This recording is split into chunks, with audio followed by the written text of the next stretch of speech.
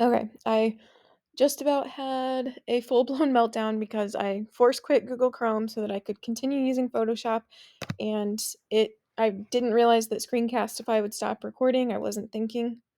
So anyway, I left off where I am able to use my remove tool as long as I have my background layer selected. So we are going to work to remove some of these background objects, and then I'm going to call it quits for tonight because now my anxiety is high.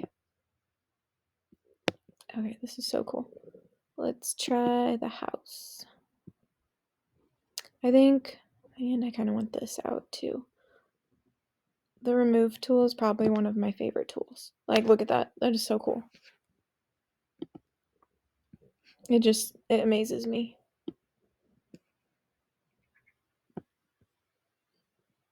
So cool. Okay, let's see. I see something here.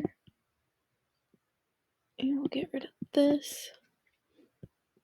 And that little dot. Okay. It's looking pretty good. Okay, let's try this. Okay, so cool.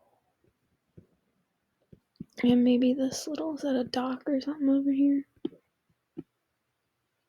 Gosh. What else?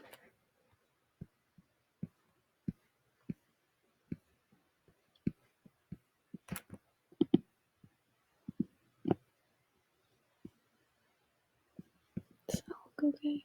Maybe if I get rid of all of that. And the logo. Let's just might as well.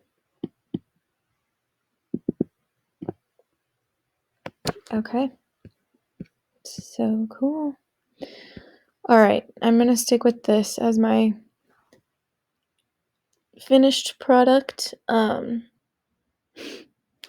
Sorry this video is so short. It was supposed to be one big video, but it seems that every week there is some sort of challenge when it comes to my recordings. So, all right, I feel like I successfully used a lot of the adjustment layers.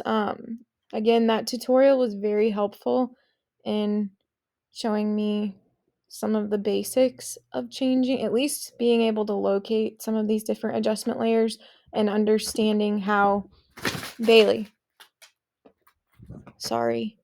how every time you add an adjustment, it becomes a new layer, and they call those adjustment layers.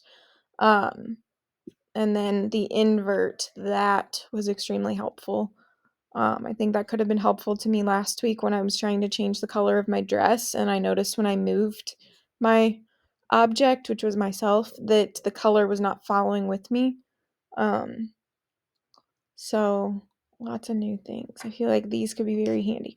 And again, if I go back up here, like I only used 1, 2, 3, 4, 5 of these different adjustment layers.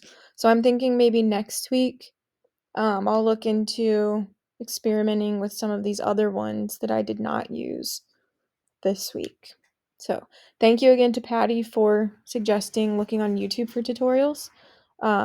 Much more helpful than the Adobe ones that I have seen so far.